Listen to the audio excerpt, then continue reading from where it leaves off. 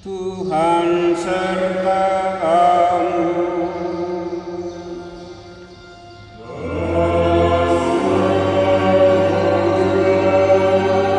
Inilah Injil Yesus Kristus menurut Matius.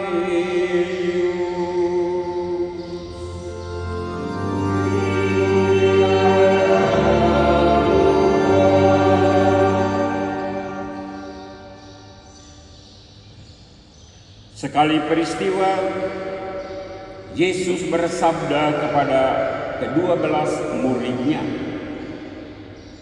"Janganlah kamu takut terhadap mereka yang memusuhimu, karena tidak ada sesuatu pun yang tertutup yang tidak akan dibuka, dan tidak ada sesuatu pun yang tersembunyi yang tidak akan diketahui.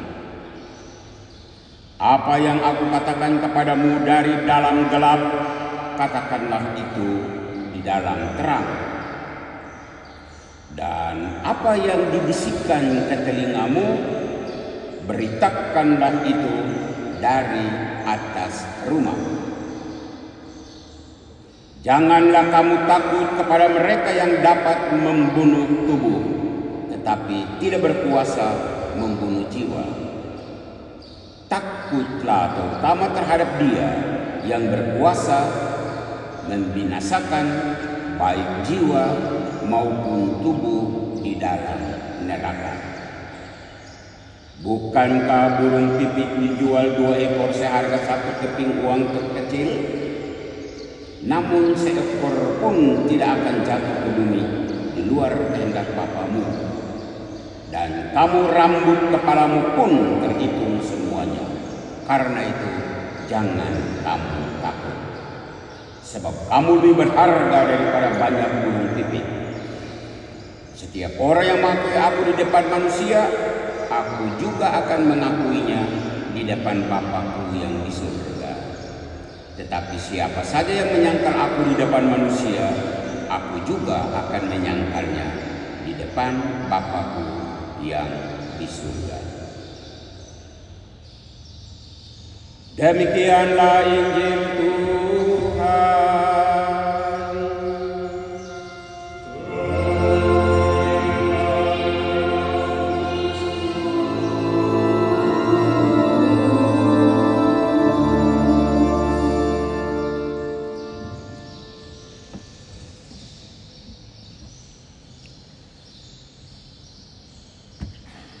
Jangan takut kepada mereka yang hanya membunuh badanmu. Matius 10:28.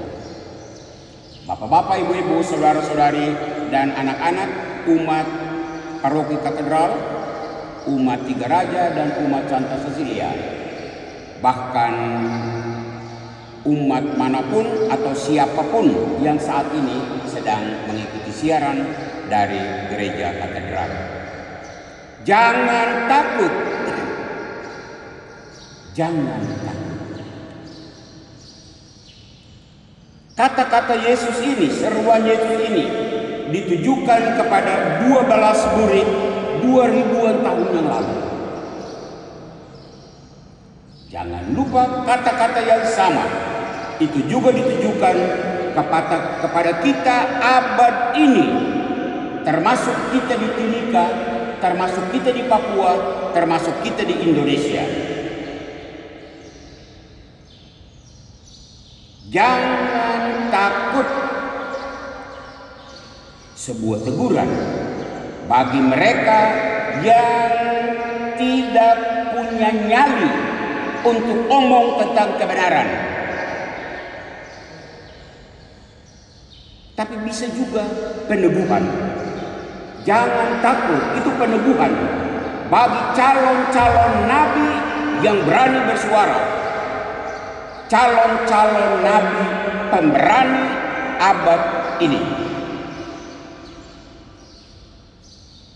Dalam konteks berani bersuara, menyampaikan kebenaran, hari Minggu ini saya ingin mengangkat seruan 57 imam asli Papua pada hari Senin tanggal 8 Juni minggu lalu di rumah Imam Projo Keuskupan Jayapura. Judul dari seruan itu, seruan para pastor Katolik pribumi dari 5 keuskupan seregio Papua. Sebuah seruan yang amat berani. Isinya 3 poin. Poin pertama tentang rasisme. Poin kedua tentang menolak ketidakadilan. Dan poin yang ketiga, menolak segala bentuk kekerasan kepada umat Tuhan di tanah Papua. Saudara, saya minggu ini mau membatasi diri hanya pada poin yang pertama yang diangkat para imam pribumi, yakni masalah rasisme. Rasisme yang menjadi kausa prima sejumlah peristiwa kekerasan di Papua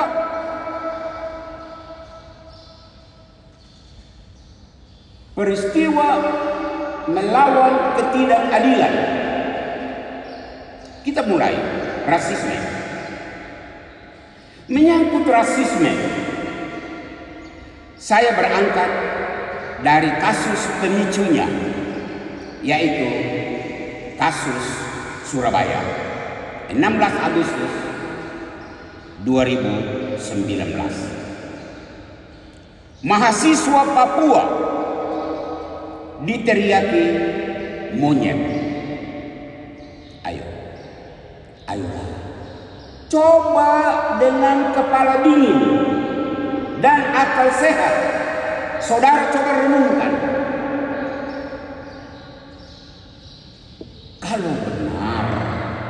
Kalau benar orang Papua itu monyet, maka konsekuensinya apa?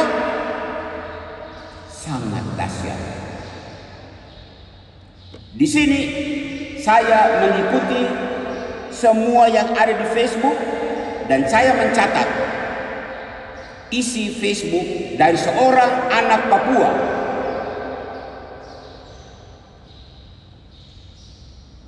Mohon umat pendatang tidak tersinggung. Kalau mahasiswa Papua itu monyet, artinya monyet cari ilmu di Surabaya. Dengar baik-baik. Monyet cari ilmu di Jawa, monyet cari ilmu di Sulawesi, monyet cari ilmu di Sumatera, monyet cari ilmu di Kalimantan, monyet cari ilmu di Maluku. Sementara, dan ini jangan tersinggung, sementara manusia Jawa, manusia Sulawesi, manusia Maluku, manusia Sumatera datang mencari makan di tempat monyet. Membaca SMS itu saya malu. Saya malu sekali. Pikir dan renungkan. Orang waras pasti malu disebut cari makan di tempat monyet.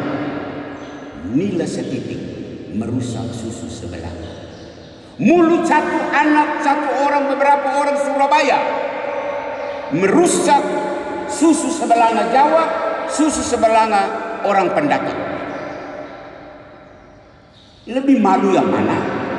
Monyet cari ilmu di tempat manusia atau manusia cari makan di tempat monyet? Jangan, sekali lagi, jangan tersinggung. Ini konsekuensi logis sebuah ucapan rasis.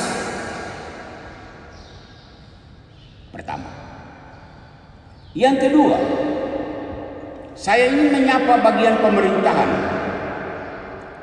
Pemerintah kita di pusat maupun di daerah all out mengeluarkan dana besar untuk membangun jalan di Papua, pendidikan di Papua, kesehatan di Papua. Berkaitan dengan ucapan rasisme tadi, pertanyaan yang mengganggu nalar, bangun jalan untuk monyet-monyet, bangun kesehatan untuk monyet,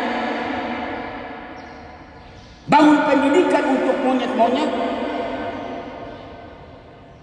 Kalau benar teriakan rasis orang Surabaya itu, apa pemerintah masih waras mengeluarkan dana begini besar untuk monyet-monyet? Pemerintah yang waras akan menjawab, teriakan itu tidak benar. Oke, tidak benar, lalu kau buat apa? Buat apa? Ketiga, pihak keamanan, polisi, tentara, kamu dengar? Polisi, tentara di tanah Papua ini terlalu banyak. Ya, ini kan wilayah negara Republik Indonesia, wajar toh? Wajar. Tetapi Anda hadir di tanah ini dengan segala perlengkapan keamanan yang hebat-hebat. Saya Pastor Amandus hanya mau bertanya, seluruh perlengkapan hebat-hebat itu untuk jaga monyet-monyet? Jangan tersinggung, polisi dan tentara. Polisi dan tentara yang masih waras akan menjawab, tidak, kami tidak menjaga monyet, kami menjaga manusia. Oke, kalau begitu, apa sikap tentara dan polisi terhadap orang yang teriak monyet itu? Malulah Anda kalau orang Papua itu monyet, baru Anda dengan segala perlengkapan keamanannya, wah kamu menjaga monyet, malu kan?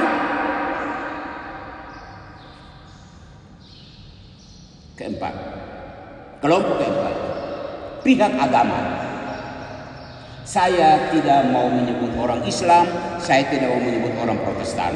Saya hanya membatasi diri pada gereja Katolik. Pastor dan suster, sejak zaman Belanda sampai zaman pemerintahan Indonesia ini, luar biasa pastor dan suster begitu banyak datang di Papua untuk melayani. Anda mengabdikan seluruh hidupmu dari masa muda sampai Anda menjadi tua di tanah Papua ini. Pertanyaan kecil untuk direnungkan. Apakah Anda petugas gereja, pastor, bruder, suster, Anda melayani monyet-monyet? Sebelum pastor, suster, bruder yang lain menjawab, saya Pastor Amandus mau menjawab. 36 tahun saya mengabdikan diri sejak masih muda sampai rambut sudah putih ini di Papua. Saya tidak melayani monyet. Saya melayani manusia. Manusia Papua. Saya sedih kalau disebut orang Papua monyet. 36 tahun saya tidak melayani monyet-monyet.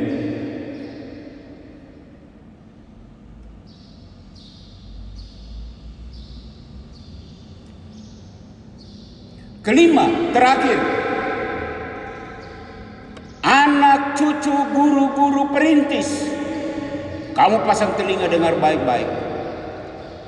Kamu pernah mendengar cerita dari kamu punya orang tua, kamu punya tete nenek pertama kali datang di Papua tahun 20-an, tahun 30-an. Mereka bercerita bahwa mereka bertemu monyet-monyet.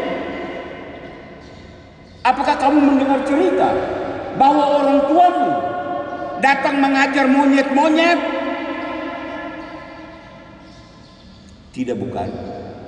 Kalau tidak, anak cucu perintis, jangan diam. Buat sesuatu dong untuk saudara-saudaramu orang Papua. Di sini gereja Katolik yang masih waras.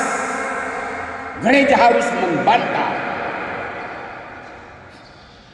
Masa gereja bekerja keras hanya untuk melayani monyet-monyet?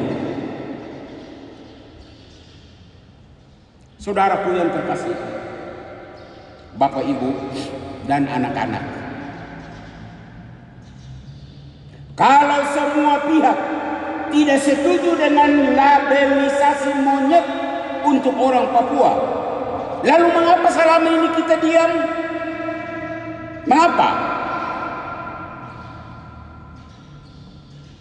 Bagi orang Kristiani, Katolik maupun Protestan, hari ini Yesus bersabda di dalam Injil, apa yang dibisikkan ke telingamu, beritakanlah itu dari atas atap rumahmu. Matius 10:27b. Syukur pastor-pastor pribumi Papua yang berjumlah 57 orang, minggu lalu mereka sudah bersuara. Kenapa hanya pastor asli Papua bersuara? Karena gereja tidak bicara, karena gereja besar ini diam. Maka anak-anak Papua bersuara. Di mana suara petugas gereja yang lain? Di mana suara hierarki gereja? Ingat kekuatan besarmu. Kalau gereja-gereja kecil, gereja-gereja lokal, katakanlah saudara-saudara kita Protestan, itu gereja lokal, mereka bersuara gampang untuk dibungkam. Tetapi kalau gereja universal yang satu, kudus, Katolik dan Apostolik, kalau gereja universal itu bersuara, sulit dibungkam. Kenapa? Bunyi di Timika, bunyi di Jayapura, bunyi di Jakarta, bunyi di Roma, bunyi di seluruh dunia. Pakai kekuatan ini, pakai kemampuan ini untuk mendampingi saudara-saudaramu Papua yang terhina, yang dihina, yang tergeser, yang digeser. Ini bukan hanya masalah orang Papua, ini masalah kemanusiaan. Orang Papua itu manusia. Nabi Yeremia dalam bacaan yang pertama tadi kita dengar, Nabi Yeremia menjadi tokoh inspiratif. Yeremia menderita, Yeremia dikejar, Yeremia dianiaya karena ia melaksanakan tugas kenabian, menjadi corong untuk menyuarakan nasib bangsa Israel yang tertindas di tanah pembuangan. Yeremia tampil luar biasa. Lah kita bagaimana? Sebagai anggota gereja, kita semua jemaat Kristiani, Papua non Papua, kita semua dituntut untuk hadir sebagai nabi di zaman ini. Faktanya apa? Banyak orang takut bersuara, takut tampil di depan. Banyak umat khawatir akan nasib duniawinya, takut kariernya, takut omong, nanti dimusuhi, nanti dijauhkan, proyek tidak dapat karena melawan mainstream. Asap dapur tidak mengepul, keluarga makan apa? Untuk orang semacam ini yang berpikiran semacam ini hari ini Yesus menyapa Anda. Jangan takut kepada mereka yang membunuh badanmu tetapi tidak berkuasa membunuh jiwamu. Matius 10:28. Gereja harus berani karena ada dasar. Wilayah gereja adalah wilayah moral. Wilayah moral itu apa? Keadilan dan kebenaran. Wilayah gereja bukan wilayah politik. Karena gereja memang tidak berpolitik. Tetapi, dan ini dengar baik-baik, pemerintah dengar baik-baik, tentara polisi dengar baik-baik, gereja tidak berpolitik karena bukan wilayahnya. Tetapi kalau orang politik masyarakat warga, organisasi massa, siapapun termasuk polisi tentara, kalau Anda melakukan tindakan menginjak wilayah moral, keadilan, kebenaran, gereja akan bersuara. Karena Anda menabrak wilayah kami.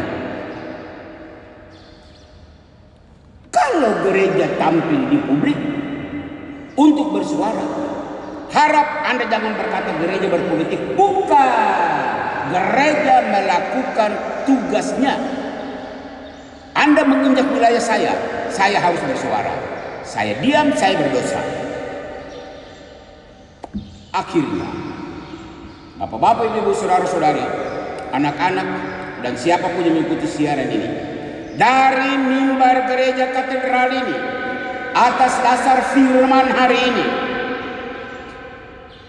seruan untuk kita semua adalah: warga gereja bersuaralah, institusi gereja bersuaralah, petugas gereja bersuaralah, hierarki gereja bersuaralah, bahkan setiap insan yang waras, semua manusia, Kristen, non-Kristen, Katolik atau Protestan, Islam, Hindu, Buddha, Anda manusia, Anda masih punya pikiran waras, bersuaralah untuk membela kemanusiaan ini. Apa yang dibisikkan di telingamu, beritakanlah itu dari atas atap rumahmu. Sabda Yesus hari ini di dalam Injil. Jangan takut kepada mereka yang membunuh badan tetapi tidak berkuasa membunuh jiwamu. Takutlah terutama kepada Dia yang berkuasa membunuh baik tubuh maupun jiwamu di neraka. Tuhan memberkati saudara-saudara kita Papua. Tuhan memberkati saudara-saudara kita pendatang. Tuhan memberkati kita semua. Amin. Kita hening sejenak untuk merenungkan firman Tuhan ini.